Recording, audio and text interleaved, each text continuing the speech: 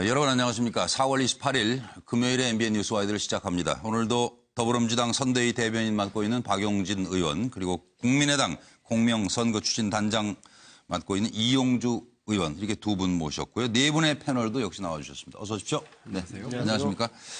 대선 열차가 달리고 달려서 이제 11일 후면 종점입니다. 더 갈 수도 없지요. 유권자들은 어떤 대통령을 향해 달리고 있을까요? 민심은 이미 결정이 된 것일까요? 잠시 후에 대선 이야기를 집중적으로 살펴드리겠습니다. 먼저 씁쓸하고 참 아픈 얘기입니다만 지난 정권도 분명 우리 일이었고 우리의 역사였기에 오늘도 잠깐 돌아보고 가겠습니다.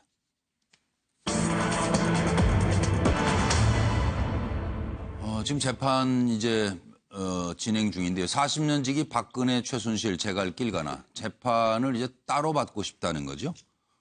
이게 왜 이런 얘기가 나오는지 잠깐 좀 살펴보겠습니다. 40년 지기 균열 조짐이 보인다는 얘기가 흘러나오고 있습니다. 억울합니다. 최순실 측, 박 전 대통령 마주하기를 아주 꺼려하고 있답니다. 박 전 대통령 측 얘기로는 박 전 대통령이 최순실 언급을 자제 중이지만 배신감을 느끼고 있다. 배신감 얘기가 흘러나오기 시작했습니다. 양측 모두 공모관계는 부인하고 있는데 재판이 시작되면 진실 공방이 오갈 가능성이 있다. 이런 얘기가 나오고 있고요. 분리재판을 요청할 예정이라는 얘기가 양쪽에서 나왔습니다만은 그러나 법원에서는 지금 부정적이라고 합니다.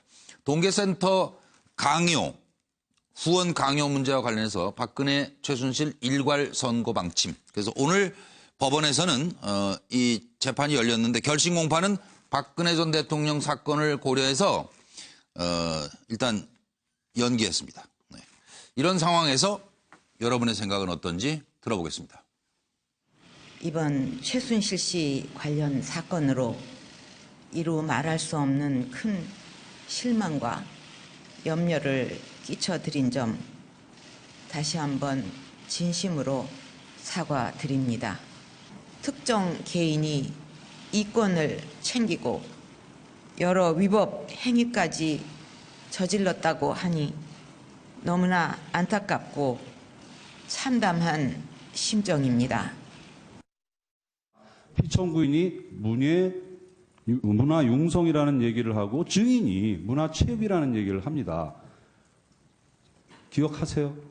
아니, 이거 굉장히 나시죠? 의도적인 질문인 것 같은데 제가 무슨 국정을 대통령이랑 상의를 해서 이끌어가는 식으로 얘기를 하시는데 저희는 어떤 경우에도 단순 의견만 필요했지 전체를 끌고 가거나 그럴 생각도 없고 그럴 이유도 없습니다. 아까 그 물어보시지 않았습니까? 제가 그렇게 얘기한 적 한 번도 없습니다. 지금 물어보셨지 않습니까? 그렇게. 아닙니다. 그렇게 물어보질 않고 있습니다.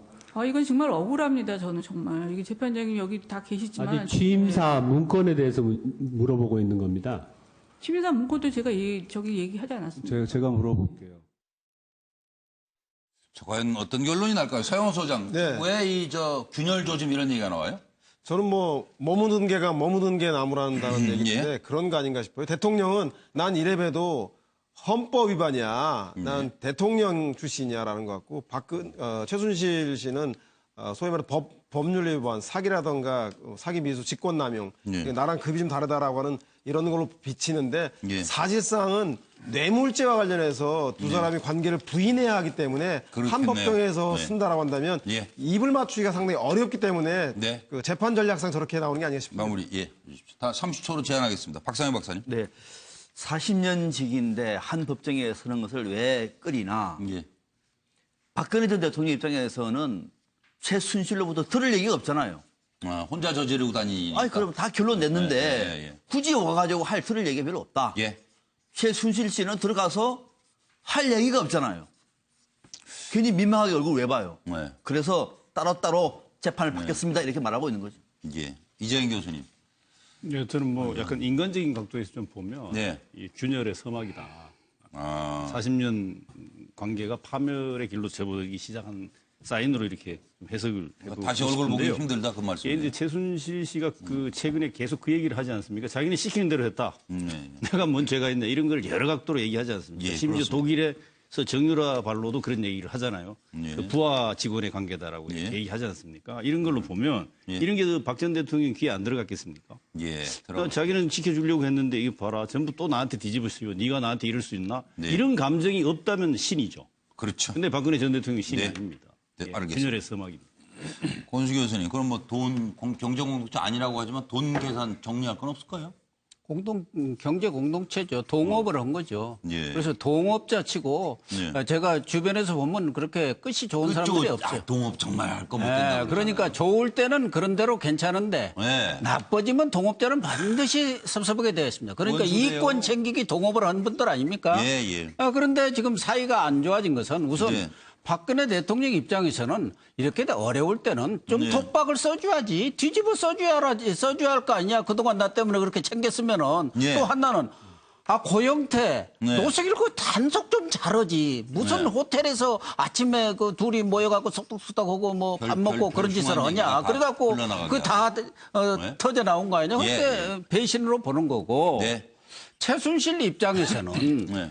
독일에서 내가 다 알아서 할 테니까 들어라고 했고 말이야. 아직 우병우도 있으니까 걱정 말고 들어라고 했는데 들어오니까 지금 완전히 뒤집어 씌우는 거 아닙니까? 그러니까 섭섭하죠. 또 하나는 아까 얘기 나왔지만은 뭐 최순실 입장에서는 나는 지시한 거 그대로 실행만 한 사람이에요. 근데 왜 나보다 다 했다고 대통령이 아예 모른 체 하고 말이야. 그러냐 이런 거죠. 이제 마무리. 그러니까 섭섭할 수밖에 없지. 하실 얘기가 많아요 우리 고영수 교수님. 자 그러나 저러나 콩가루가 된 차명폰 가족 이야기는 여기서 마치겠습니다. 이건 뭐 박 정권은 지나간 상처인데, 근데 문제는 미국의 트럼프 정권이 상처를 내기 시작하네요. 한 1조 1,300억, 뭐 대충 한 1조 2천억 원 돈인 사드 비용을 내라는 거예요, 지금. 예? 이거 대선에 어떤 영향을 미칠까부터 잠깐 짚어보겠습니다. 자, 이건 두 분 의원님도 답을 주시기 바랍니다. 칼 빼든 트럼프, 한국에다 사드 비용을 내라고 공식 인터뷰에서 이렇게 얘기했어요. 한국에 사드 배치 비용 10억 달러를 물게 할 것이다. 끔찍한 FTA 협정. 끔찍하답니다, 지금 FTA 협정이. 재협상하거나 끝낼 것이다. 네, 대단히 일방적입니다. 그리고 북한과 아주 중대한 충돌이 벌어질 가능성이 있다. 네, 이런 상황이고 국방부는 대한민국의 국방부는 사드 비용 미국이 부담하기로 했는데요. 그 기본 입장에 변함이 없는데요. 다만 입장 변화가 있는 건 미국의 현직 대통령뿐인가요? 그러면 산업통상자원부는 FTA 종료라니요. 이 무슨 얘기야 이거. 발언 취지 파악 중이시랍니다. 더불어민주당 사드 차기 정부에서 논의 필요성이 커졌다라는 반응. 자유한국당은 사드 비용 부담은 홍준표 후보가 해결할 수 있다는데요. 국민의당은 정부가 트럼프와 이면 합의가 있었던 것 아니냐. 바른정당은 양국 간 합의대로 가야 한다. 정의당 사드 필요 없다. 미국 뻔뻔한 책임 전가를 하고 있다. 대선에 혹시 영향을 미칠 수 있을까요? And if they fight, you know what? That will be a terrible thing. Terrible. Good luck, folks. Enjoy yourself. We defend Japan. We defend Germany. We defend South Korea. We defend Saudi Arabia. We defend countries. They do not pay us what they should be paying us because we are providing tremendous service and we're losing a fortune. Who knows? There's a 10% or a 20% chance that I can talk him out of those damn nukes, because who the hell wants him to have nukes? She supported job-killing trade deal, and that was a really bad one with South Korea. 대선을 앞두고 지금 정부에서 좀 무리하게 이렇게 강행할 일은 아니라고 생각합니다. 북핵 폐기를 위한 여러 가지 외교 카드로 그렇게 활용할 수 있도록 환경 영향 평가 같은 절차를 생략하는 것은 문제가 있습니다. 그리고 또 주민과의 충돌도 있었다는데 정말 우려됩니다. 잘 됐네. 잘 됐어. 이제 전술핵도 들어오면 이제 북하고 이제 우리 안보는 튼튼해지겠네. 예. 이제는 정치권이 더 이상 사드 배치 가지고 딴소리 안 나왔으면 좋겠다 그런 말씀드리고 중국이 이해를 하고 경제 보복을 최단 시간 안에 빨리 풀 수 있도록 네, 지금 상당히 우리는 중대한 변화의 시기에 있고 중대한 선택 앞에 놓여 있습니다. 오늘 다룰 얘기들도 많고 발언 시간은 30초로 엄격히 제한하겠습니다. 의원님들께는 조금 찬스를 좀 드릴까요? 네. 이건 양쪽 당의 의견이 중요해서 박용진 의원부터 말씀해 주십시오. 일단 사드와 관련해서요. 지금 정부가 국회에 보고했던 내용은 뭐냐면 한미상호 방위조약 그 산하의 소파 협약 때문에 미군이 미군의 자위적인 방어를 위해서 미국의 군사체계가 들어오는 건 우리가 뭐라고 할 수가 없다. 그리고 새로운 어떤 뭐 비용이 발생하는 것이 아니니까 그것에 대해서 국회 비준 받을 이유가 없다. 이런 입장이었어요. 그래서 우리는 국회 비준을 받아야 된다고 생각한다라고 계속 더불어민주당 주장을 했죠. 그런데 지금 트럼프 대통령이 이야기한 내용은 뭐냐면 사드 배치에 필요한 부지만 제공하는 것이 아니라 사가라. 이거 니네 거다. 우린 너희한테 팔아야 되겠다. 지금 이 얘기거든요. 그럼 전혀 다른 얘기가 되는 겁니다. 그래서 지금 당장 국방위원회 소집하고요. 지금 당장 외통위 소집해서 국회가 지금 전면적으로 나서서 이 문제에서 따지고 해야 될 상황이 됐고요. 저희가 늘 얘기했었던 것처럼 더불어민주당과 문재인 후보가 얘기했었던 것처럼 국회의 비준을 받아야 될 사안인 것이 분명해진 겁니다. 이제 더 이상 딴소리 하지 마시고 국회에서 국민이 부여해준 의무와 역할대로 국회가 제대로 이거 묻고 따져야 될 상황입니다. 네, 알겠습니다. 이용주 의원님의 생각은요? 예, 저희 당이 작년에 당론을 정할 때도 국회 비준 여부가 큰 논의가 됐습니다. 당시 저희들이 국방부 그리고 미국 측의 발표를 보고 그리고 그 이후에는 한국과 미국과의 협정에 의해서 이건 비준 대상이 아닐 수 있다. 전제하에 진행되어 있는데요. 지금 이제 미국 측 대통령 트럼프의 말을 보면은 이거는 누가 보더라도 국회 비준이 필요할 수밖에 없는 국가의 약 1조 1천억 이상의 돈이 들어가는 문제입니다. 그렇다고 한다면은 또다시 사정 변경이 생길 수밖에 없지 않았나라고 되는데요. 이 문제 특히 고민스러운 것은 같은 시점에서 미국 대통령이 한미 FTA와 연계할지도 모른다는 그런 우려를 갖고 있는 겁니다.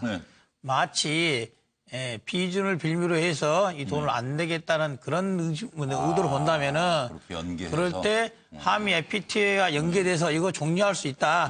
그런 압박카드를 내세운 거 아닌가 그런 큰 우려가 있습니다. 패널 네 분들의 의견을 차례로 이재규 교수님부터. 네, 저는 두 분 의원님 말씀처럼 이건 정말 국회 비준을 해야 되는 이유가 보다 확실하고 분명해졌다 이렇게 보여지고요. 그 트럼프가 아마 전략적으로 아마 이 카드를 쓰고 있긴 한데 그 우리 대선에는 어떤 영향을 미치느냐 실제로 뭐 대선에 적절한 영향을 줄 겁니다. 당장 아마 이 부분은 이슈화 될 것이고. 오늘 밤 토론에서 당연히 뭐 물론 경제 분야 토론이라고 하지만 이건 경제와 관련이 있습니다. FTA 문제는 그렇기 때문에 이 문제가 이슈화 될 거라고 보여지고 아마 여기에 아마 외교 안보 능력 당면한 당장 한 11일 후에는 바로 우리 대통령이 나옵니다. 이 대통령이 바로 트럼프하고 이 문제를 외교적으로 어떻게 풀어갈 것인가 하는 그런 능력을 본인이 어떻게 갖고 있는가를 드러내 보여야 되는 상황이고요. 다만 아마 제가 볼 때 객관적으로 지금까지 후보들이 사드 문제에 대해서 입장을 내놓은 후보들의 입장을 잘 들여다보면 서둘러서 모든 입장을 단정적으로 결정한 후보들이 되게 불리한 상황이 될 거다. 설명하기 좀 난처해지지 않을까 이렇게 봅니다. 권희숙 교수님. 저는 소나기라고 썼는데 이 사안은 어떤 후보에게는 청천벽력이 될 수도 있고 또 엎친 데 덮친 격이 될 수도 있습니다. 근데 소나기는 피하는 게 상책이라는 게 우리 속담입니다. 그러니까 소나기를 안 피하면은 옷이 완전히 젖어요. 그러니까 소나기가 왔을 때는 얼른 저 천만 미터로 들어간다가 피하면 그 이야기는 무슨 말이냐. 이 사안을 어떻게 대응하느냐에 따라서 영향의 강도가 달라진다 이런 거예요. 영향을 잘 대응하고 제대로 설명만 하면은 또 이런 부분에 대해서 나는 이러이러한 대안을 갖고 있다. 이렇게 잘 설명을 하면은 아무 문제가 없어요. 소나기는 왜 계속 장마처럼 오래 온다든가 태풍은 아닙니다. 가끔 한 번씩 퍼붓는 금방 거니까. 하고 지나가 버리는 거예요. 알겠습니다. 그러니까 이 소나기처럼 잘 대응해야 하는데 결과적으로는 두 분 의원님 이야기가 있었습니다마는 이 부분은 예산이 이제 들어갈 수밖에 없는 상황이 온다면 당연히 국회 비준을 거쳐야죠. 알겠습니다. 박상병 교수님. 네. 저는 이런 큰 문제일수록 우리가 좀 진중하게 고민할 필요가 있다고 봅니다. 마치 그 냄비 위에 올려놓은 이 생선처럼 불을 끓는 것이 아니라 트럼프 대통령의 진의가 뭔지를 따져봐야 됩니다. 불과 얼마 전까지만 하더라도 북한의 선제 타격과 우러나면서 마치 전쟁 분위기로 몰고 가다가 예. 이들은 언제 그러냐는 식으로 대화와 압박 병행 카드를 지금 갖고 있습니다. 예. 그때 우리가 그 얘기를 했던 거죠. 북한이 어떻게 하든 간에 미국의 의도부터 먼저 봐야 된다. 그런 얘기를 했습니다. 예.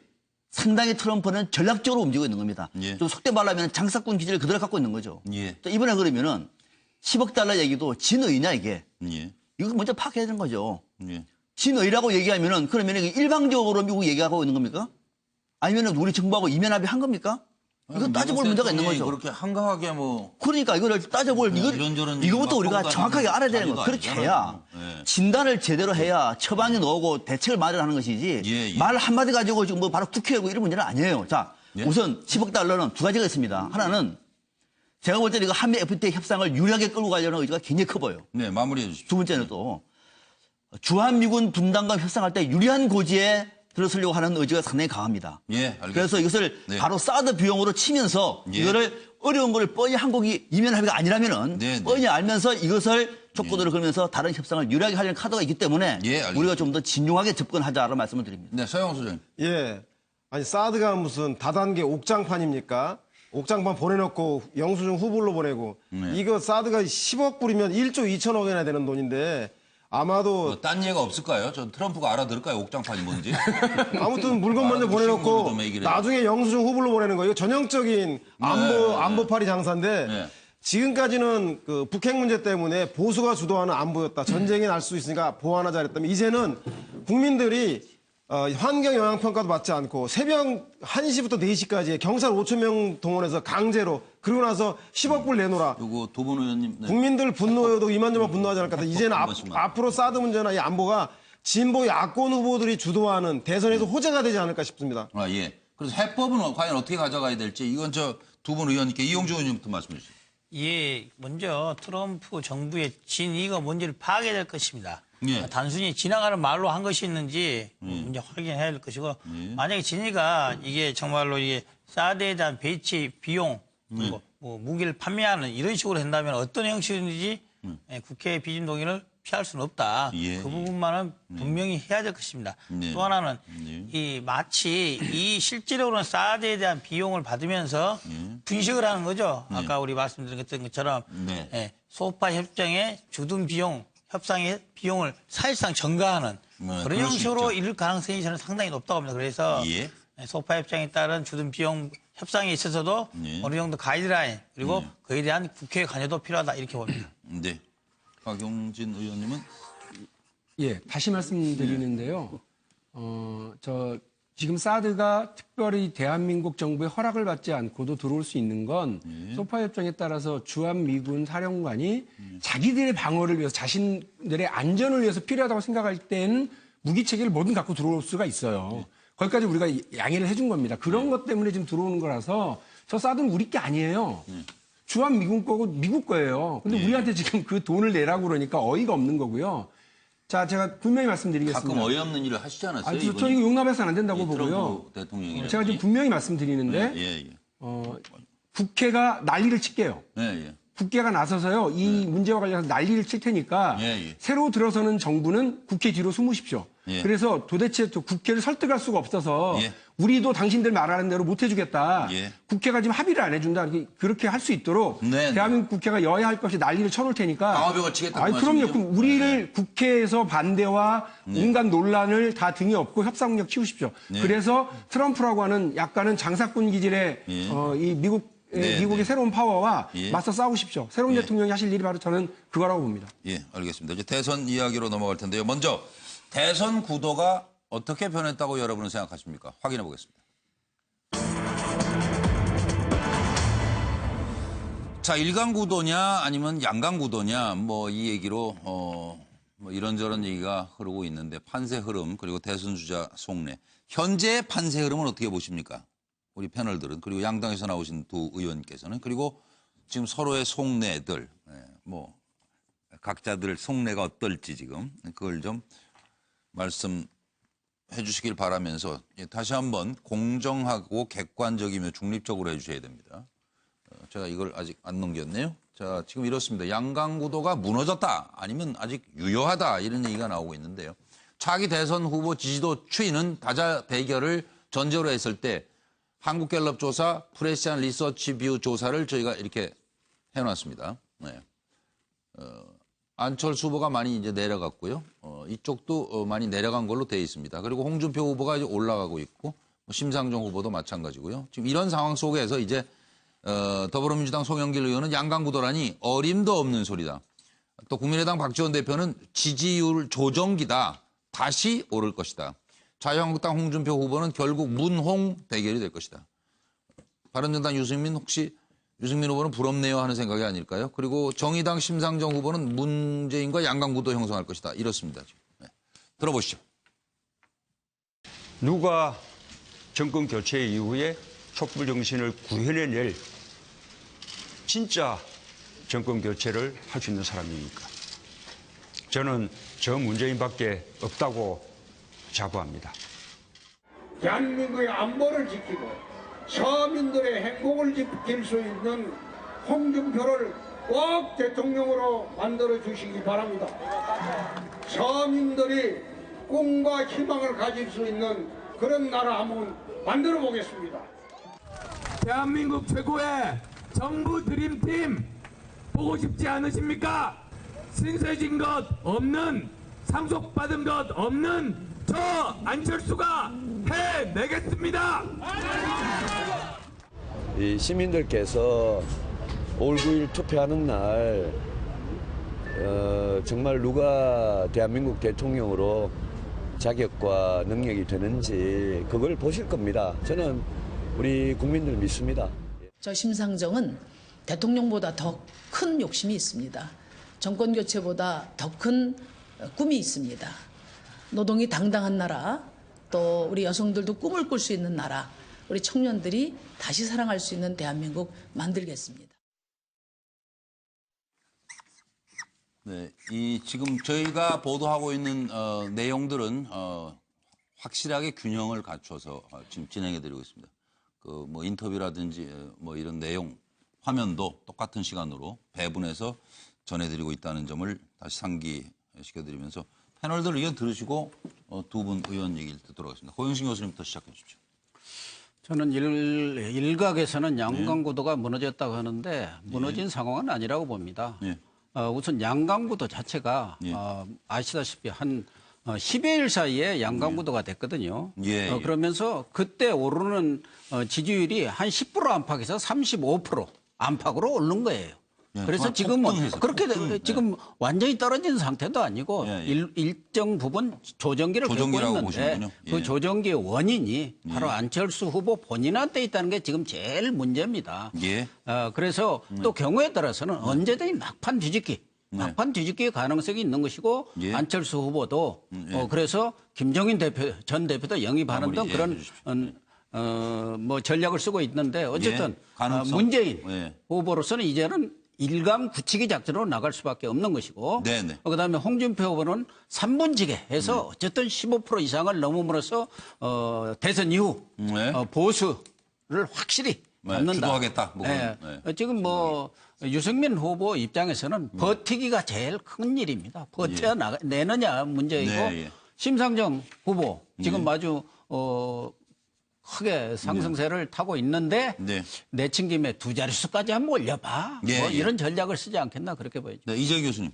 네, 저는 뭐 문 후보는 일광 굳히기 들어갈 거고요. 아마 제가 보기에는 45%가 매직 넘버 정도로 이렇게 아마 어떤 구도가 오든 그 정도일 거라고 전문가들이 예측하는데 동의하고요. 그리고 홍준표 후보는 일단 2위를 자기가 한번 해보겠다는 게 당면한 아마 속내이지 않을까. 그리고 안철수 후보 쪽은 양강 구도를 회복해야 된다. 저는 여기서 안철수 후보 쪽이 이건 인정을 해야 됩니다. 현실적으로 이 부분은 양강 구도가 현실적으로 무너졌다는 걸 인정하는 데서 출발을 해야 다른 기회를 만들 수 있지 않을까. 이런 냉정한 현실인식이 필요하다고 보이고 유승민 후보는 고 교수님 말씀처럼 ფილ고 완주하는 게 목표일 거고 심상정 후보는 10%를 넘기는 것이 목표일 것 같습니다. 네. 두 분, 최영 소장. 네. 여론조사 지표상으로는 이미 양강구도는 무너졌고요. 1강 1중 3약으로 나타나고 있는 것 같습니다. 그래서 나머지 문재인을 제외한 선수들은 누가 반문의 선봉이 될 수 있느냐. 반문 대표 선수를 교체하자. 이제는 안철수가 아니라 나 유승민이다. 나 홍준표다. 그런 싸움들 좀 하고 있는 거라는 생각이 들고요. 관건은 이제 아마 안철수 후보가 인물 선거로는 TV 토론에서 본인의 역량을 보여주지 못한 것 같아요. 그래서 구도 선거, 즉 현재 5자 구도를 4자 구도나 3자 구도로 구도를 바꾸지 않고서는 인물 선거로는 어렵기 때문에 아마 구도를 바꾸기 위한 후보 단일화 논의에 적극적으로 뛰어들지 않을까 예상되는 거고, 그 포석이 김종인 전 의원에 대한 공동정부위원장으로 영입한 게 아닌가 싶은 생각이 듭니다. 예. 근데 지금 김종인 전 대표 쪽에서는 별 얘기가 없네요, 아직은. 하여튼 기다려보도록 하겠습니다. 무슨 얘기가 들어오면 바로 전해드리겠습니다. 네. 박상명. 5당, 5당 후보들의 지금 속마음이 어떨까? 우리가 여론조사만 가지고 얘기하면 항상 놓쳐버리는 게 있는 거죠. 바닥에 있는 민심은 도도히 흐르고 있는데 그걸 짚어내지 못하는 여론조사만 믿고 가다가 망한 사람들 많습니다. 자, 지금 상황. 아마 문재인 후보는 승리, 피부로 느껴집니다. 본인이 직접 그 말 했죠. 그렇게 생각하고 있을 것 같아요. 과연 그런지는 모르겠습니다. 홍준표 후보, 좀 2등 될까? 쉽지는 않을 것 같은데 최악의 10% 넘어야 할 텐데 이것도 될까? 그래서 상당히 초조하려고 봐요. 안철수 후보는 다녀보니까 바닥 민심은 전혀 다르다. 라고 하는 생각을 확신하고 있는 것 같습니다. 조금 위기이긴 하지만은 그러나 앞으로 열흘 정도 더 치고 올라가면은 승리를 할 수 있다라고 하는 생각을 가지고 있을 것 같고. 유승민 후보는 지금 불안해요. 당내에서 오늘도 한 20여 명이 자꾸 3자 단일화 안 한다고 하더라도 억지로 밀어 넣다 보니까 저 정말 힘들어요. 이런 생각을 저는 하고 있을 것 같고. 심상정 후보 같은 경우는 저 정의당입니다. 보셨죠? 정책도 내공도 우리 탄탄해요. 지지율 쭉쭉 올라갑니다. 조금만 기다리세요. 저한테는 큰 꿈이 있습니다. 라고 하는 생각을 하고 있다. 박용진 의원님, 지금 3일부터 깜깜이 대선이죠? 그렇죠. 3일부터는 여론조사 결과 공표 금지니까. 그렇게 여론조사 볼 수 있는 날이 4일 정도. 게다가 이제 오늘 밤에 있는 그 토론회가 반영될 수 있는 마지막 기회겠죠. 그러니까요. 토론회 영향이 반영되는 끝나고 나서 여론조사 한번 보고 나면 이제 더 이상은 볼 수 없는 상황이 되는 이제 것 국민들이 같아요. 알아서 하셔야 되는데. 저는 우리 앞서 말씀하신 패널분들 의견에 다 공감하는데요. 아주 간단하게 썼습니다. 문재인 후보는 그냥 5월 9일만. 근데 홍준표 후보는 안철수만. 그리고 안철수 후보는 문재인만. 그리고 다른 유승민, 그다음에 심상정 두 후보는 홍준표만. 이게 무슨 말이냐면 자기들의 목표가 뭐냐를 보면은 일강으로 굳혀졌다는 게 분명한 거예요.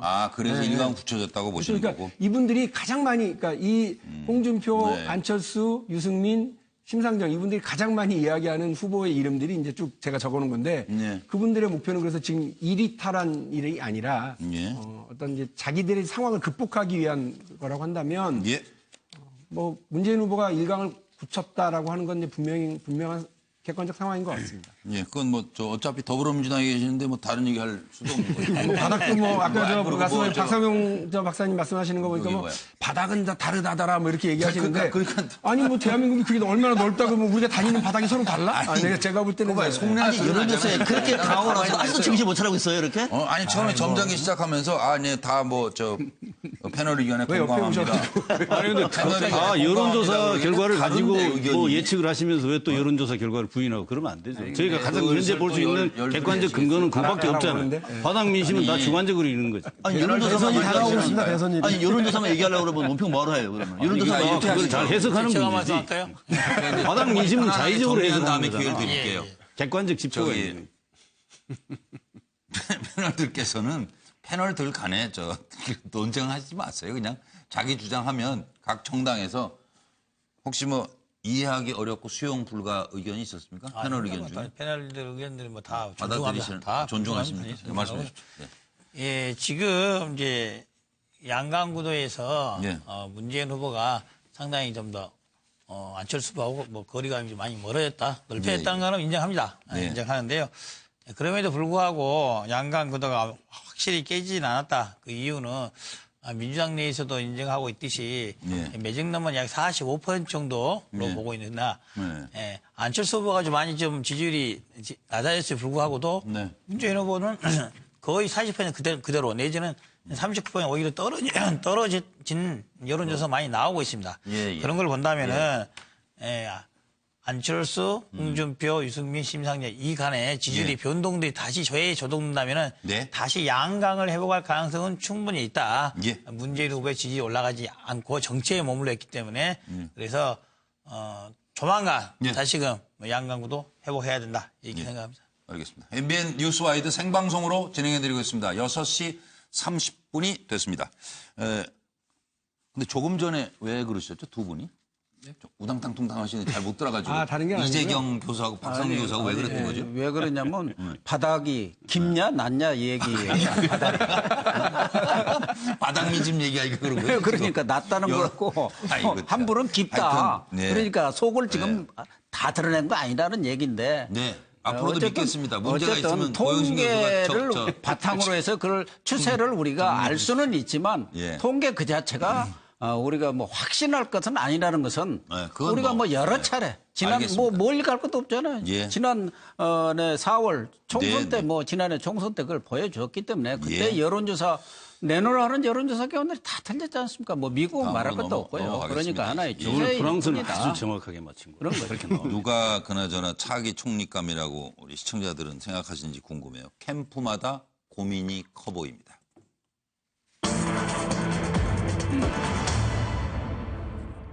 통합정부 비영남 총리 후보. 이건 이제 문재인 후보가 이제 말씀하신 국민 추천제로 통합정부를 만들겠다. 그리고 총리는 비영남 총리 후보를 생각하고 있다.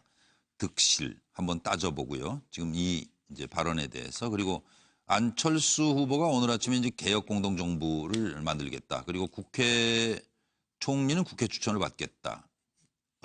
이런 얘기를 한 것은 또 어떤 득과 실이 있을지. 먼저 문재인 후보에 대한 여러분의 답을 기다리겠습니다. 섀도우 캐비넷 전쟁이 시작된 거 아니냐. 자, 통합정부를 만들겠다. 시민 참여 용광로 정부가 될 것이다. 탄핵 반대 세력만은 안 된다. 비영남 총리 후보. 송영길 유시민 총리설 그래서 나오는데 이거 뭐 가짜뉴스 아니냐 또 이런 얘기도 있고요. 그리고 안철수 후보는 공동개혁 정부를 만들겠다. 국회 존중, 오픈 캐비닛으로 간다. 그리고 패권 세력은 안 된다. 국회가 추천하는 총리를 임명하고 그러다 보니까 김종인 총리설이 나왔는데 이건 일축했습니다. 본인이.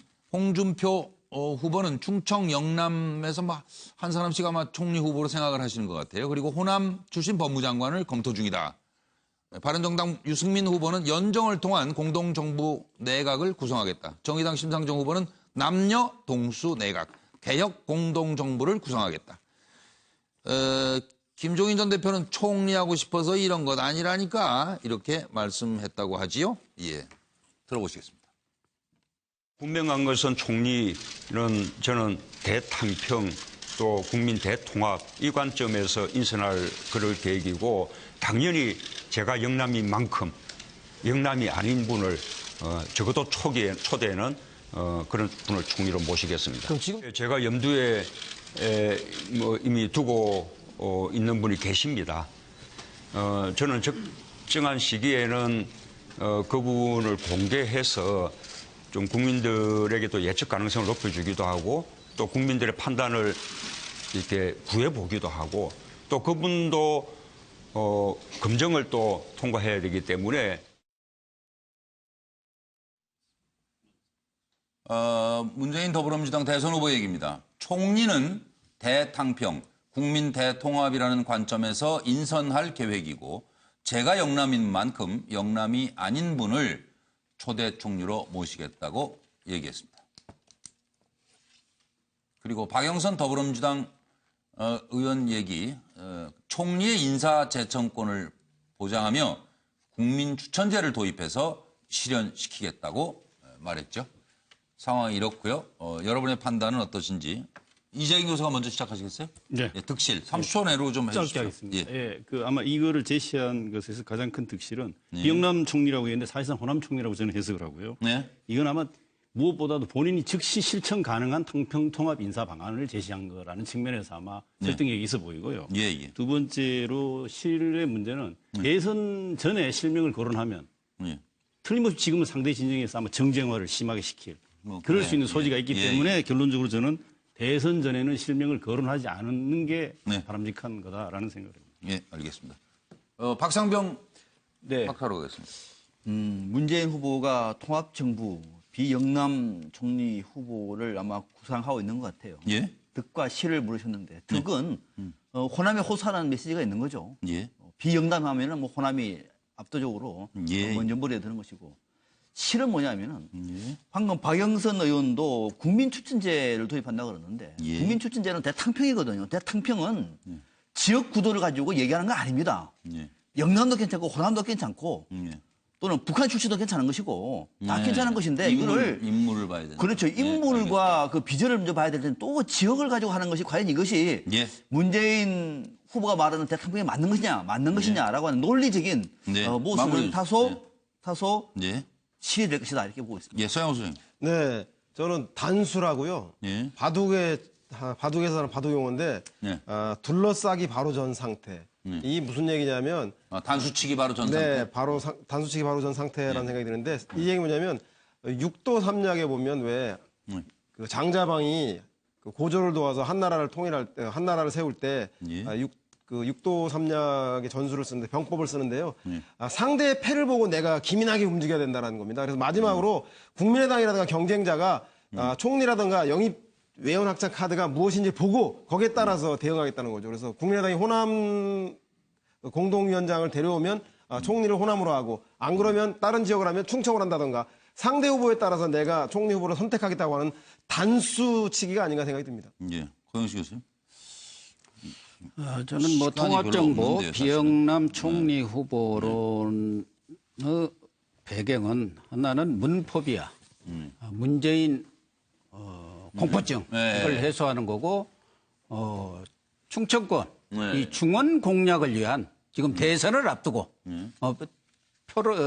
실질적으로 5월 9일을 앞두고 중원 공략 거기에도 안희정이도 있고 여러 사람들이 있기 때문에 그런 중원표를 겨냥한 것 아니냐. 그러나 결과적으로는 저는 호남 총리론을 들고 나오리라고 봅니다만은 지금 얘기한 것으로 봐서는 그동안 호남 총리를 여러 차례 공약했어요. 근데 호남 총리 공약뿐만 아니라 지난 총선 때도 지난해 뭐 저쩌고 했는데 그러면 정계 은퇴하겠다든가 대선 안 나오겠다는 그 약속도 지키지를 안 했어요. 그렇기 때문에 뭐 저런 얘기가 결과적으로 부분에서는 신뢰 문제를 다시 제기할 수밖에 없다. 알겠습니다. 그런 얘기죠. 네, 이용주 의원을 갖다가 이제 정리를 박용진 의원이 하시는 게 맞는 것 같아요. 비영남 후보라고 했는데 이제 여러분들이 호남 총리를 말하는 거 아니냐라고 말씀하고 있습니다. 하지만은 비영남 후보라 말하는 데는 저는 이렇게 의미가 있다고 봐요. 호남 총리도 가능하고 충청 총리도 가능하다. 즉 안철수 후보에게로 쏠릴 수 있는 더 지지를 옮길 수 있는 충청과 호남을 다 잡기 위해서 양수 겸장으로 하고 있는 거다. 만약에 호남이라고 한다면 그냥 명확히 호남 총리다. 일단 해버렸으면 될 거예요. 근데 그렇지 않다.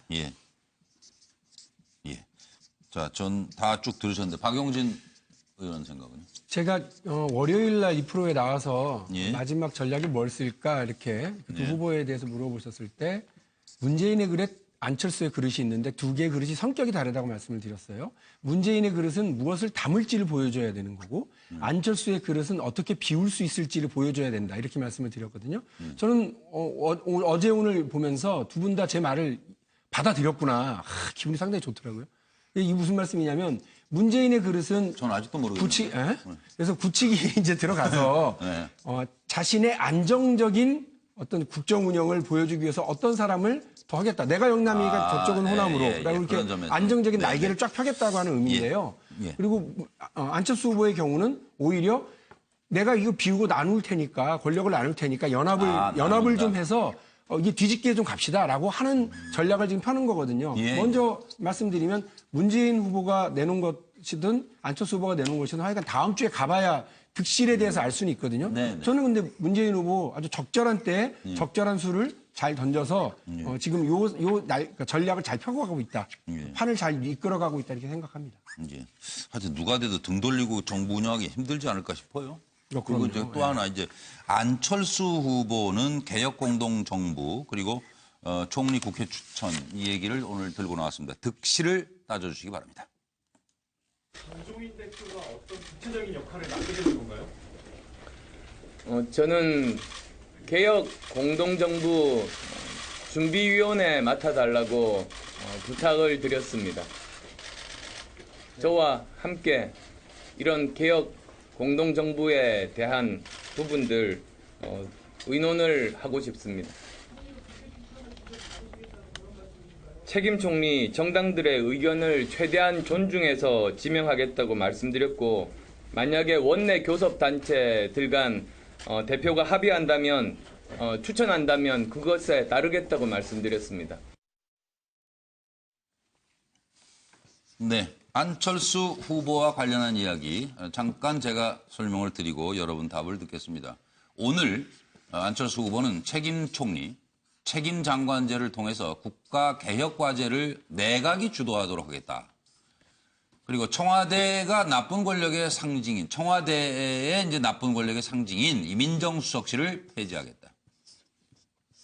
이런 이제 주장을 폈죠. 서양호 소장부터 말씀. 네, 제가 볼 때는 오늘 김종인 전 대표의 그 공동정부 제안에 대한 안철수 후보의 제안에 대한 답이 늦어지고 있다.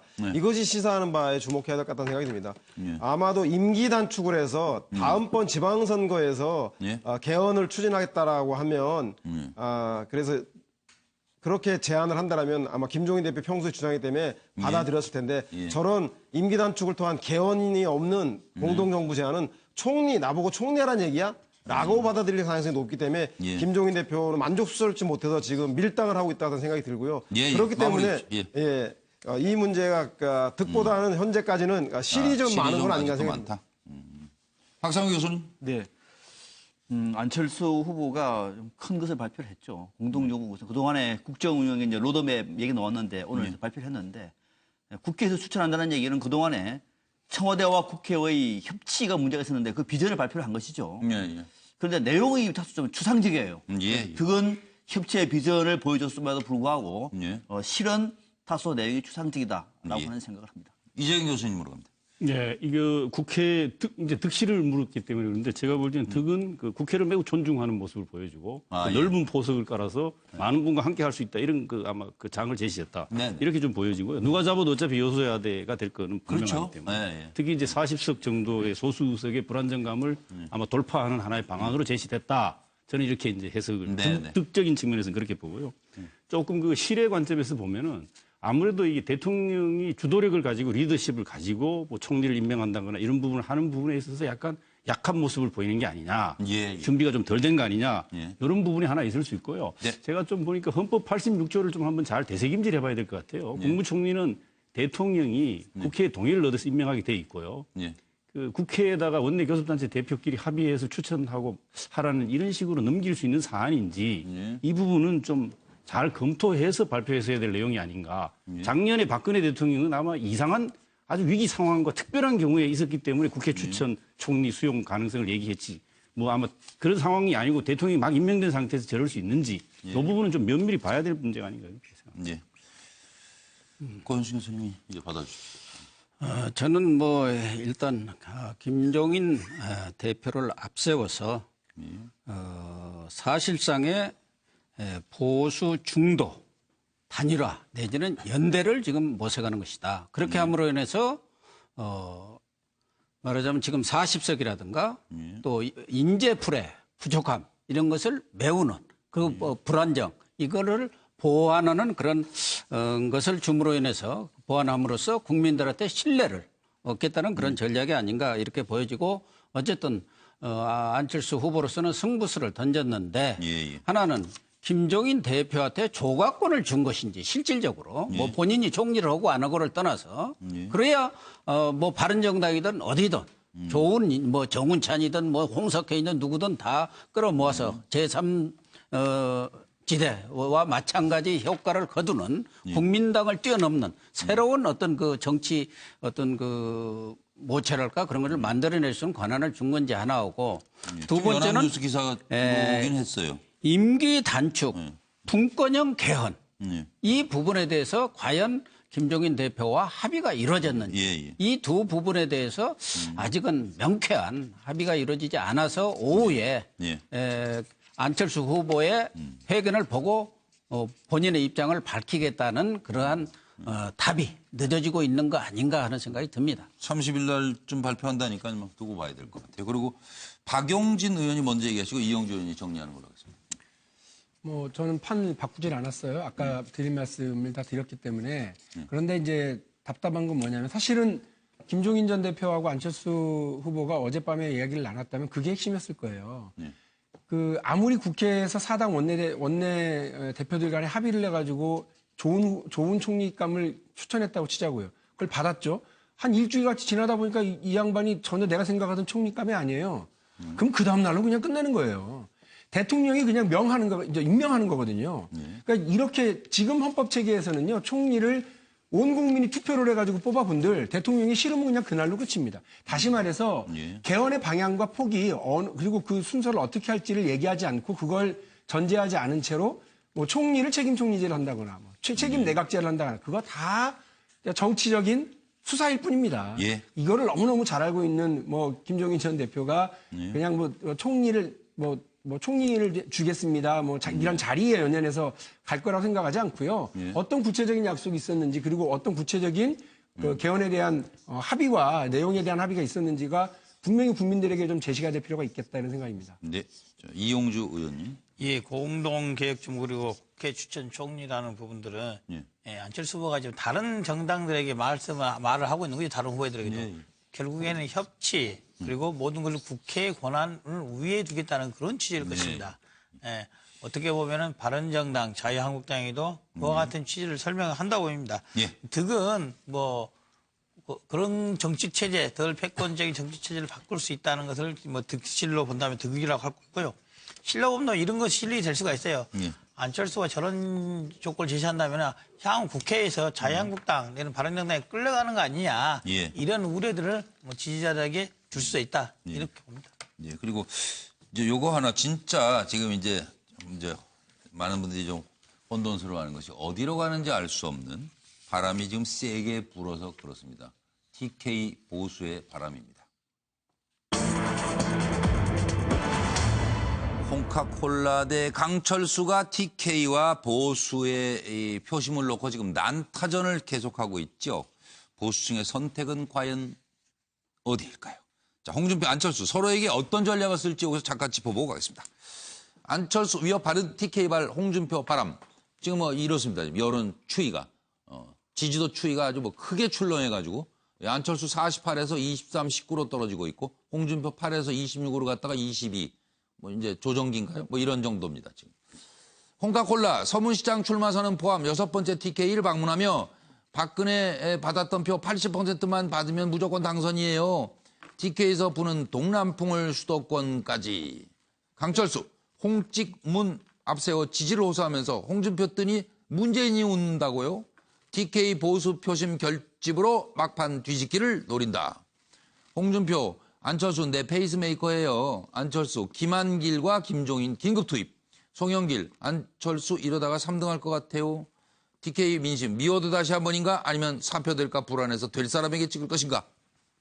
이번 주가 아니라 우리 자체 분석으로서는 오늘 이미 넘어섰습니다. 이번 주가 지나가면 이제 다음 주부터는 문재인 후보하고 좌파 후보하고 양강구도로 바로 갑니다. 요즘 홍준표 후보 뜨는 거 보고 누가 웃고 있습니까? 홍준표 후보는 문재인 후보 지지자들에게 박수 받고 다닙니다. 알고 계십니까? 민주당은 요즘 홍준표 후보 비판 안 합니다. 왜 그런지 다들 아시지요, 여러분? 여러분, 안철수 찍어야 개파 패권주의 집권 막을 수 있습니다. 여러분의 한 표 한 표가 헛되지 않도록 될 사람 밀어주십시오. 이 상황에 대한 패널들의 생각은요? 고영식 교수님. 저는 방금 나온 대로 홍준표 후보는 홍문 양강구도론을 지속적으로 문홍 양강구도론을 지속적으로 펼 것 같습니다. 그래서 안철수는 나의 페이스메이커라든지 이미 안철수를 추월했다든가 하면서 안철수 깎아내리기. 네, 그거 계속 할 것 같아요. 그걸로 네. 보수 층의 표심을 자극할 것 같고 그동안 문모닝을 했었는데 뭐 안철수 후보가 한 게 아니라 어쨌든 국민당에서 문모닝을 해서 큰 재미를 봤어요. 어느 정도 지지율을 상승시키는데 도움을 받았는데 앞으로는 홍모닝으로 이렇게 함으로 인해서 이미 박 전 대표가 홍 찍으면 박근혜가 옥황상제가 된다든가 뭐 이렇게 지금 오늘부터 아주 직격을 가하고 있는데 집중적으로 어쨌든 홍준표, 안철수 두 후보는 제로섬 관계이기 때문에 마무리 홍모닝으로 이렇게 대응해 나갈 것 같습니다. 네, 이정희 교수님. 네, 이게 뭐 TK 보수 복장에서 결투를 보는 듯한 그런 모습인데 사실 아마 그럴 수밖에 없습니다. 지지가 이동 가는 것이 제로섬 방식으로 지금 작동하고 있는 게 확인이 되고 있기 때문에 싸울 수밖에 없어요. 그런데 이제 핵심적으로는 홍준표 후보는 끊임없이 안철수 찍으면 문재인 된다. 안철수 후보 쪽에서는 홍준표 찍으면 문재인 된다. 이거 갖고 지금 싸우지 않습니까? 근데 제가 보기에는 이래도 문 저래도 문이네요. 저런 식으로 하면 결국. 그래서 제가 보기에는 저는 좀 홍준표 후보는 뭐 막 거론할 것도 없고 근데 저는 안철수 후보가 저런 전략이 맞는지 잘 모르겠어요. 자기가 잘하는 걸 집중적으로 좀 얘기를 하고 앞서 어떤 분이 말씀하셨지만 지금은 정치적 대승부수를 던지려면 구도에 대한 전환이 없고서는 쉽지 않다라고 하는 현실 인식이 좀 필요하지 않나 싶습니다. 박상현 박사로. 네. 지금 TK와 보수를 놓고 난타전을 벌이고 있는데 홍안 어떤 전략을 서로에게 쓸까 이렇게 질문하셨습니다. 그럼 뭐 홍준표 후보는 일관되죠. 안철수 후보를 바라보면서 저쪽은 좌파예요. 라고 하는 것이고 안철수 후보도 일관되죠. 저쪽을 찍으실래요? 그쪽 찍으면 사표가 돼요. 홍준표 찍으면은 기존 한 표를 버리는 겁니다. 될 사람 밀어주세요. 이런 전략을 지금 펴고 있는 거죠. 네, 홍준표, 안철수 그냥 시골지 서울지 싸움 하는 거죠. 시골 보수, 서울 보수. 홍준표 후보는 60대 이상 대구 경북 지역 그리고 이념적으로는 안보, 귀족, 강성노조, 전교조, 동성애 이런 거 자극해서 시골 보수 표를 모으겠다는 거고요. 안철수 후보는 여기에 TK 60대 이상 시골 보수 모으려고 하지 말고 대도시 수도권 중심에 그 고학력층의 40대를 전후한 합리적인 중도 보수를 타겟으로 해서 안보보다는 경제 복지 문제에 집중해서 오히려 중도 보수를 타겟팅하는 쪽으로 바뀌지 않을까 생각이 듭니다. 그래서 누가 먼저 그 보수의 양을 많이 모으는가에 따라서 승부가 갈라질 것 같습니다. 박영진 의원님. 아마 그 전략적인 선택을 뭐 요구하지 않을까 싶어요. TK 지역에. 그러니까 계속해서 뭐 문재인 후보에 대한 공포심, 문재인 후보에 대한 견제 뭐 이런 것들이 문재인 후보와 더불어민주당에 대한 그 TK 지역에서의 지역적인 어떤 감정, 반발 이런 것들이 비판적 의식이 있는 건 분명하거든요. 그런 부분을 최대한 자극해서 홍준표 후보 찍어봐야 그 3등이고 사표고 이렇게 이야기를 하고 안철수를 찍어야 문재인 후보를 견제할 수 있다 이렇게 계속 얘기하는 거겠죠 뭐. 그래서 전략적으로 선택해달라. 지금 당장 내가 좀 부족하지만 나에 대한 지지가 여러분들이 제일 걱정하는 어떤 문재인 후보의 집권을 막을 수 있다. 나만 보지 마라. 내 옆에 누구도 있고 자꾸 내가 그릇을 비우고 있다. 욕심 버리고 있다. 이렇게 하려고 하는 것 같거든요. 그래서 저는 이제 아까 저도 뭐 이렇게 썼는데 똑같더라고요. 그것만 보고 있었어요. 박상병 사표 좌파가 똑같아서 그냥 제 걸 내리고 그냥 설명만 우리는 같은 그룹입니다. 아닙니다. 저 다르게 생각하고 있습니다. 이영주 의원. 이해죠. 홍준표 의원은 1등 할 생각은 없는 거죠. 어차피 1등 할 생각이 없으니까 TK의 마음 드는 것만 하는 겁니다, 지금. 그럴 것이고, 안철수 후보는 뭐, 홍찍으면 문된다. 결국 사표되는 거 아니냐. 그래서 적대적 공생관계를 좀 이제 좀 유권자 좀 타파해달라. 그런 주장을 계속 할 걸로 봅니다. 사실은 이제 얼마 남지 않은 기간인데요. 자, 6시 55분을 향해 가고 있습니다. 잠깐 함께 생각해 보고 싶습니다. 국회의원은 왜 정치를 하는 걸까요? 제가 유승민 후보 얘기를 들으면서 그 생각이 났습니다. 아니, 돕기 싫다면, 돕기가 싫어요? 그럼 흔들지는 말아야죠. 그런데 막상 바른정당 내에서는 이은재 의원부터 탈당이 시작되고 있는 거죠. 탈당했으니까요.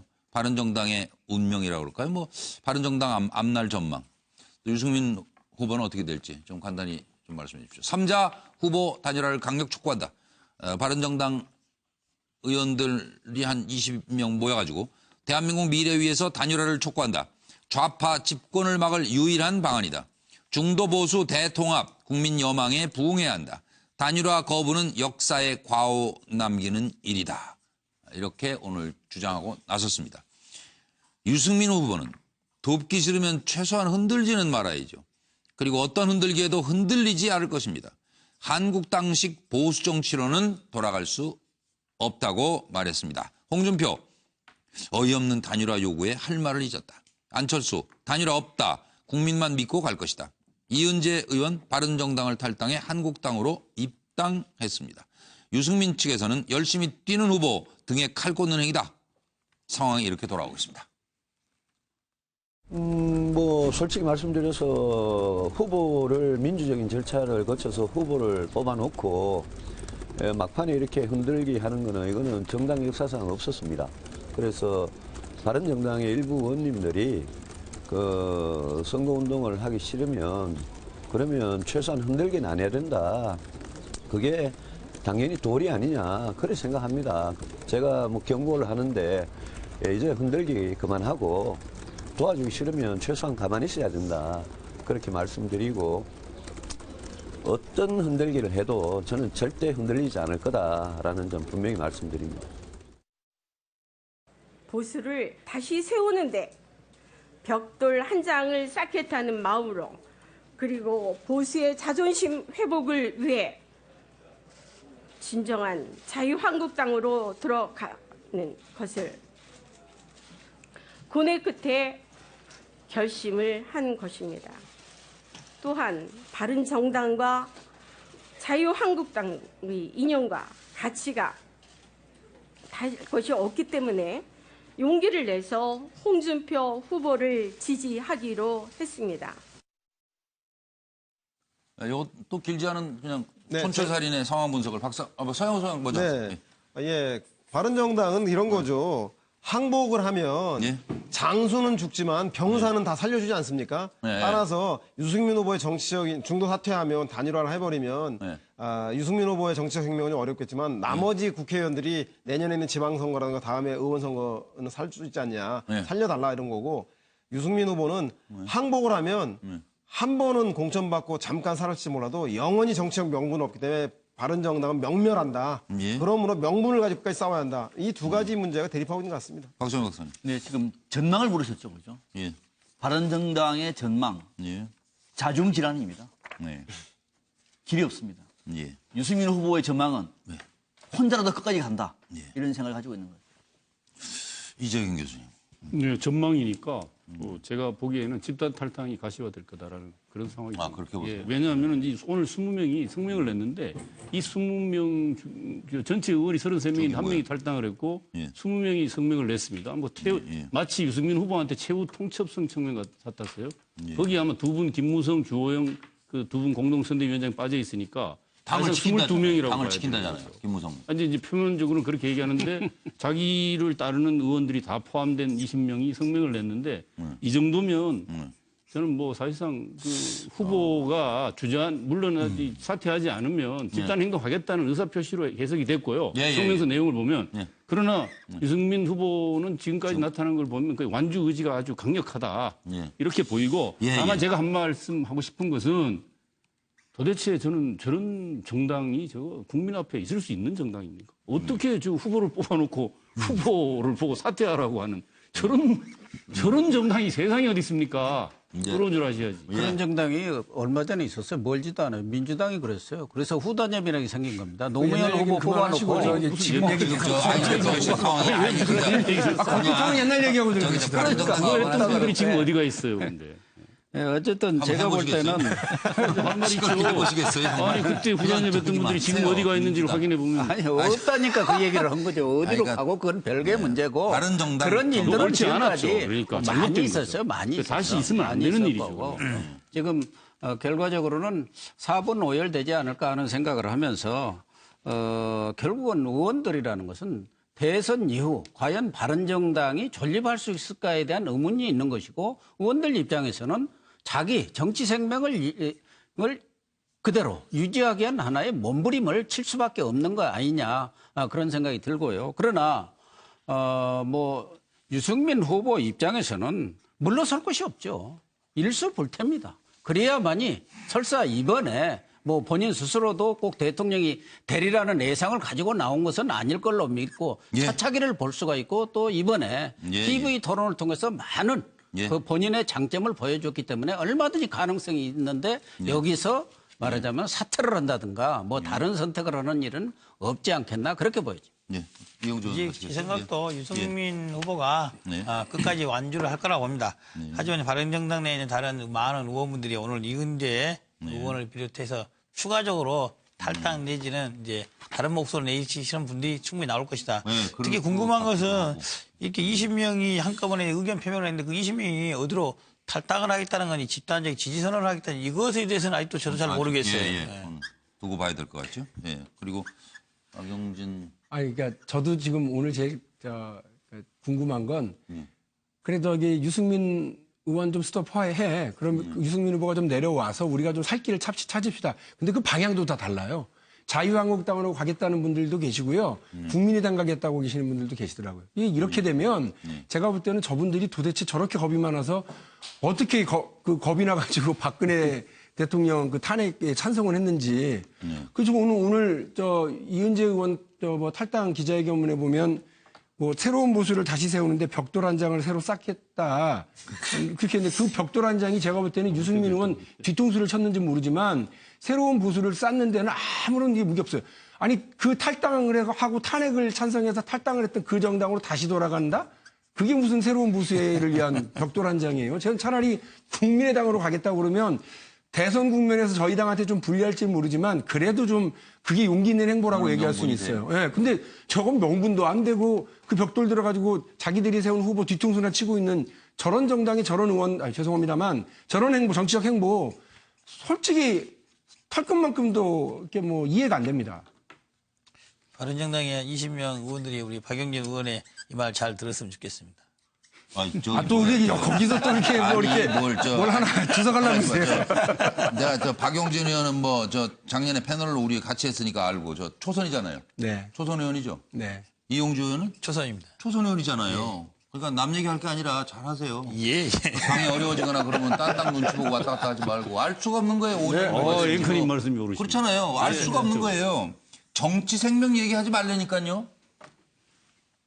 그렇잖아요. 국민 안위가 더 중요하지. 그거 위한다고 배치 달았던 분들아니요. 그래서 대의와 명분이라는 건 있어야 된다는 거예요. 그렇죠. 그러니까 알아서도 그것 없이 그냥 자기의 이익을 위해서 눈앞의 이익을 위해서 왔다 갔다 하는 정치를 어느 국민이 그걸 공감하시겠어요. 그러니까. 저하고 이용주 의원님은 적어도 대의와 명분 중심으로 움직이겠습니다. 우리 초선끼리 뭉치는 거예요 지금 또 여기서. 뭉치세요. 보기 좋을 것 같습니다. 잘 뭉쳐서 누가 대선에서 승자가 되든 패자를 품어 안을 수 있고 정말 통합의 대한민국을 만들어 주시길 기대하면서 대선의 마지막 변수는 결국 투표율이 아닐까 싶습니다.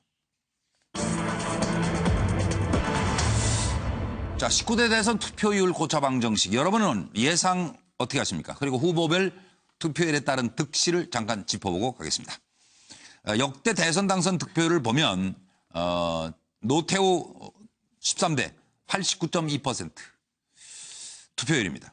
14대 김영삼 81.9%로 좀 떨어졌죠. 그다음에 15대 김대중 80.7로 YS하고 DJ 때 비슷합니다. 그리고 16대 노무현 70.8로 10%포인트 정도 쭉 내려갑니다. 17대 이명박 때 또 63.0으로 또 내려갑니다. 그랬다가 지난번 18대 박근혜 때 75.8로 올라갔는데요. 자, 19대 대선 예상 득표율은 18대보다 낮을 것이다. 왜? 실망한 보수층이 투표를 안 한다. 18대보다 높지 않을까? 왜? 세대 간 대결로 결집이 되기 때문에. 후보자 간 득실은 어떨지 여러분의 의견을 좀 들어보도록 하겠습니다. 권인수 교수님부터.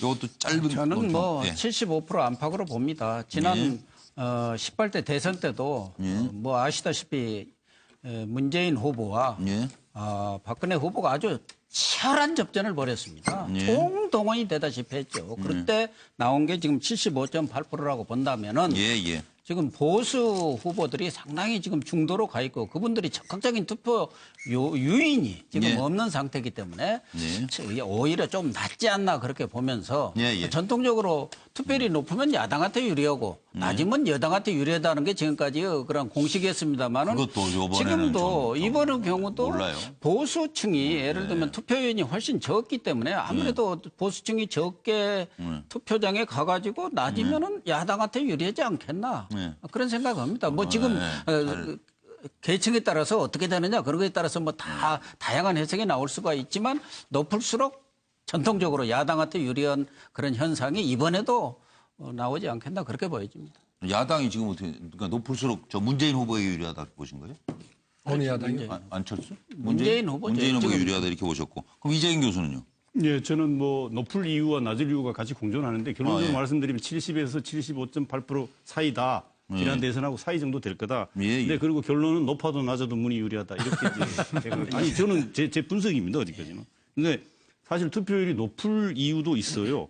왜냐하면 그 5명 후보가 팽팽하게 이렇게 대결하면서 아마 자기 지지자들을 결사적으로 아마 투표장에 투표 나가서 하게 되는 그런 경우하고 또 아마 사전 투표가 4, 5일 보장돼 있습니다. 물론 25일부터 해외 투표도 시작이 됐지만은 그런 부위에 있고 그리고 투표 시간과 그게 또 늘어났다는 측면에서 그리고 지난 총선 때 보면 20, 30대가 되게 투표율이 높았어요.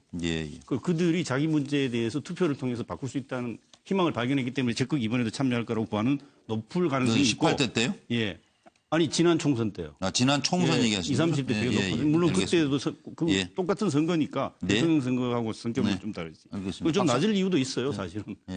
보수 측 말씀도 하셨고 그다음에 팽팽한 대결이 아니라고 하는 점이 있고 그리고 또 연휴가 끼어 있다. 이런 부분이 있어서 제가 볼 때는 70에서 75 너무 정도 많아요, 지금 사실은. 박상영 박사님. 투표율을 참 이런 예상이 어렵습니다만은 저는 이번 같은 경우는 좀 탄핵의 시절이잖아요. 정치에 관심이 많습니다. 그리고 또 우리 헌정사상 처음으로 야권 후보끼리의 싸움이에요. 나름대로 선택의 묘미가 있습니다. 또 이번에도 사전투표를 하지 않습니까? 그래서 뭐 지난 18대 대선보다는 약간 정도 좀 상회하지 않겠느냐 그런 기대를 가지고 오고요. 유분리는 세대가 상당히 중요할 것 같아요. 지난 대선 때 50대의 막판 대거 투표율 참여 때문에 판세가 바뀐 거거든요. 이번에도 투표율이 대폭 올라가고 어느 세대가 투표를 많이 했느냐에 따라서 안철수 문재인 후보의 유분리가 달라질 수가 있다. 이렇게 평가하고 있습니다. 서영 소장. 네, 저는 75.8% 예상. 지난 19대 대선하고 비슷할 것이다. 이유는 저고 고저 양상이 아주 심해질 것이다. 저연령층에서는 투표가율이 아주 높아지고 고연령층에서 투표율이 낮아질 것이다. 따라서 그렇게 상세한다면 전년 그 19대 대선하고 18대 대선인가요? 18대 대선과 투표율이 비슷할 거라는 생각이 들고 특히 2040 세대들이 이번 투표율에 참여하겠다는 게 90%가 상회하는 여론조사가 나오고 있습니다. 5월 4일, 5일 사전 투표율도 예년과 달리 10%에 육박하지 않을까 싶습니다. 그렇기 때문에 그렇다면 정권 심판의 적임자인 진보성이 강한 야당 후보에게 유리할 것이다. 심상정 후보와 문재인 후보가 유리한 선거가 되지 않겠나 싶은 생각이 듭니다. 지난번에 4월 19일에 저희가 한번 이 와이드에서 투표율 관련 질문을 했을 때 좀 특이했던 건 배종찬 리서치 여론조사 전문가 얘기로는 70%대를 받고 김영주 전 더불어민주당 의원은 65%로 제일 낮게 받네요. 나머지는 되게도 비슷한 것 같아요. 오늘 말씀하고. 이용주 의원 생각 어떠세요? 예, 저도 한 75% 밑으로 나오지 않을까 싶습니다.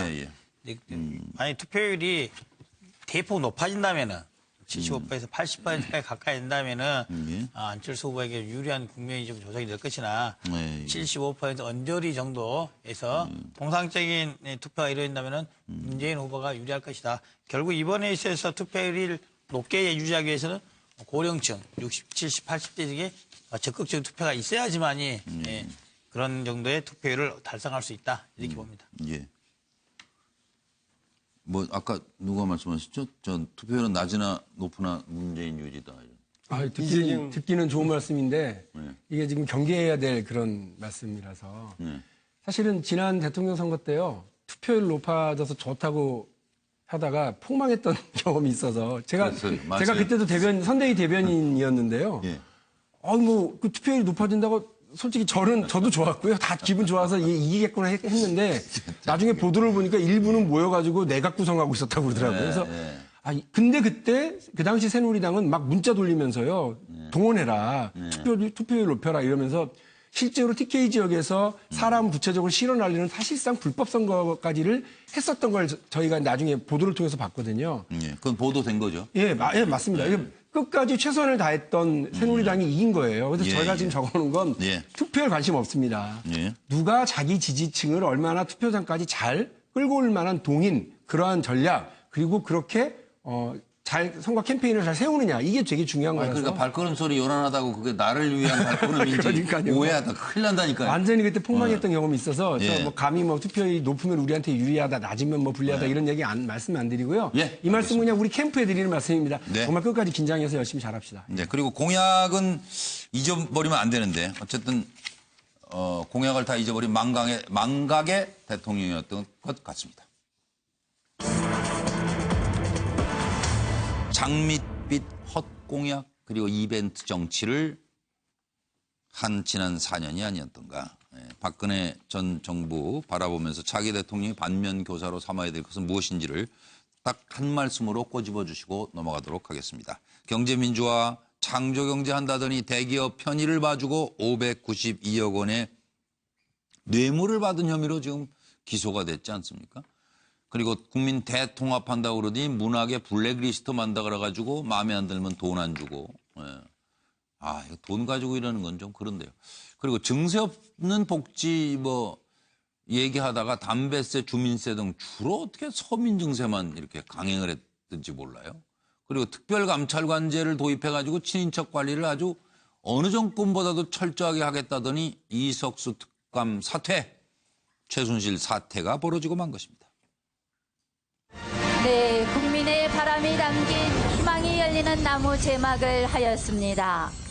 희망 복주머니 안에는 국민들이 대통령께 바라는 희망 메시지가 담겨 있습니다. 여기 달려있는 복주머니 하나하나에 국민 여러분의 희망과 기대가 담겨 있는데 그 간절한 마음에 제가 꼭 보답해 드리도록 하겠습니다. 그 엄청난 비리들이 계속 터져 나오고 역대 정권마다 그랬는데 그걸 보면서 저렇게 돼서는 안 되지 않겠냐 우선. 그래서 공약을 한 게 있습니다. 그 친인척을 관리하는 특별감찰관 제도를 도입하겠다. 자기의 어떤 개인적인 그 영리를 그 욕심을 달성하기 위해서 전혀 관계 없는 사람과 관계 없는 사람 중간을 이간질 시켜가지고 그 뭔가 어부지리를 노리는 그런 데에 다 말려든 것이 아니냐. 그러니까 그런 그 바보 같은 짓에 말려들지 않도록 그 정신을 차리고 살아야 된다고 생각합니다. 1번 공약이 공정성을 높이는 경제 민주화였다는 것만 기억을 해 주십시오. 어떻게 해야 될까요? 서양호 소장. 네. 오해하지 말고 들어주십시오. 한 번 탄핵이 어렵지 두 번 탄핵은 쉽습니다. 이골이 납니다. 박근혜 전 대통령과 최순실 씨는 헌법을 위반하고 국정을 농단한 죄로 탄핵을 당했지만 엄밀한 의미에서는 경제민주화와 복지증대 약속을 어겼기 때문에 공약 위반에 대한 들끓는 국민들이 사실 탄핵한 것일 수 있습니다. 따라서 다음번 탄핵은 헌법과 국정농단이 아니라 공약을 엄수하지 않아도 국민들은 가만히 있지 않을 것 같다는 생각입니다. 공약 반드시 엄수해 주시기 바랍니다. 그렇다고 자꾸 탄핵이나 좀 무시무시하네요. 좀 문자 폭탄 받으시죠. 잘하라고 이제 그냥 그렇게 말씀하세요. 아직 선출도 안 됐는데 탄핵 얘기부터 나오니까. 그게 출발부터 공약을 잘 지키자는 공약을 벌써 위협을 하고 겁을 주고. 그러니까 이거 아주 뽑히지도 않았는데 뜨끔하네요. 알겠습니다. 박상병 박사 말씀. 옆에 있는 저를 얼마나 뜨끔하겠습니까? 바로 옆에 있습니다. 자, 박근혜 전 대통령의 헛공약, 이벤트, 차기 대통령의 반면교사가 뭐냐 이렇게 질문을 하셨는데 박근혜 전 대통령은 이 긍정이든 부정이든 간에 이미지 정치에는 상당히 강한 분입니다. 성공했다고 볼 수 있죠. 그렇죠. 이미지 정치는 강합니다. 그러나 내공이 없으면은 그 이미지 정치는 한 방에 훅 갈 수 있다. 그것이 반면교사입니다. 감사합니다. 이재경 교수님의 조언은 뭘까요? 저는 그렇습니다. 공약은 할 수 있습니다. 캠페인 할 때 뭐 정치인들이 뭐 강도 없는데 다리 놔준다는 약속 그거 충분히 있을 수 있는 얘기인데 뭐 좋게 뭐 하여튼 뭐 희망을 얘기해 보는 거니까. 그러니까 문제는 네. 공약을 그러나, 하고 네. 대통령이 딱 취임을 해서 하다 보면 공약한 대로 안 되는 게 있을 겁니다. 예. 그럴 때 중요해요. 네. 국민들한테 정직하게 고백을 해야 됩니다. 예. 국민 여러분 제가 이렇게 저렇게 노력을 했는데 해보니까 현실은 이래서 못하게 돼서 죄송하게 생각합니다. 네. 이해해 주십시오. 계산을 잘못했습니다. 그런 거를 솔직하고 정직하게 고백하는 게 정말 필요하다고 생각합니다. 우리는 그런 대통령을 지금까지 본 적이 없습니다. 차기에 이번에 뽑히는 10일 후에 취임하시는 대통령께서는 설령 못 지키는 공약이 생기면 그 부분에 대해서 정직하게 고백하고 이해를 구하세요. 그것이 중요하다. 그런 게 많이 안 생겼으면 제발 좋겠습니다. 그러나 반드시 생깁니다. 네. 그러나 반드시 생길 수는 있다. 그걸 전제로. 고인수 교수님. 우리 국민들 중에 뭐 공약을 믿는 사람이 저는 몇이나 될까 모르겠어요. 이번 대선 후보들 내는 공약도 제가 볼 때는 거기에서 반의 반도 못 지킬 공약들입니다. 별 기대 안 하고 있습니다, 저는. 이상이십니까? 이상하게 짧으시네. 반면교사를 어떻게 삼아야 될지. 그러면 이제 두 분 의원님께 1분씩의 시간을 드릴게요. 이용주 의원님. 예. 이번 대선 과정에서도 공약이든 선언이든 어떤 형태든 간에 많은 거짓말이 있었을 거라고 봅니다. 거짓말은 대선이 끝나도 남습니다. 저를 비롯한 의원들 그리고 국민들이 그걸 잘 기억해야지만이 잊지 않아야지만이 다음 뭐 대선이든 총선이든 어떤 선거든 간에 국민들이 심판할 겁니다. 뭐 잊지 말아 주시기 바랍니다. 알겠습니다. 박용진 의원님은 뭐라고 쓰셨어요? 뭐 저는 아까 말씀하신 것처럼 정직이 그냥 보약이라고 생각해요. 그래서 진실은 감추지 말고 국민은 속이지 말고요. 말은 바꾸지 말고 이렇게 하셔야 된다고 보고 저도 지금 야당 의원이라서요. 제가 세운 기준이 있습니다. 그래서 현 정부의 장관들, 차관들, 대통령을 향해서 막 내놨던 원칙들이 있거든요. 그거 제가 여당 의원 된다고 해서 절대 바꾸지 않을 겁니다. 그래서 혹시나 낙하산 내려보내면요. 제일 먼저 뛰어나가서 낙하산 저격하려고 열심히 상임해서 뛰고 노력하고 하겠습니다. 이거 앞에다가 붙여놓고 해야 되는 거 아니에요, 고인수 교수님? 말씀 짧게 하셨어요. 이거 뭐 지키기가 쉽지 않은 거예요. 그러니까 그동안에 왜 못 지켰나를 잘 봐야 된다니까요. 전임자들이. 박근혜 대통령 탄핵된 거 보면 알겠죠. 뭐 그걸 꼭 말해야 알겠습니까? 후보들이. 대통령 집무실에요. 공약 이행 시계표 같은 걸 만들어놔야 됩니다. 그리고 그것을 사실 국민들에게 매일매일 노출시키는 그런 게 필요합니다. 그런 공약을 아무도 안 하셔서 혹시 캠프에서 누가 듣고 계시면 이걸 한번 채택해 보시는 것도. 그러니까 국민과 함께하는 하루하루가 돼야 돼요. 대통령의 하루가. 매 순간이 그렇습니다. 정부에서요. 공약 실천 그건 매 점검을 하고 분기마다 공약 우리 얼마 했습니다 하는데 아는 것도 다 했다 해갖고 자기들끼리 모이고 하고 뭐 숫자 종이 발표하는 건 안 되죠. 8시부터 뭐 토론 방송이 있어서 오늘 일찍 마무리하겠습니다. 6분 수고 많으셨습니다. 이어서 김주아 앵커의 MBN 뉴스 8이 방송됩니다. 안녕히 계십시오.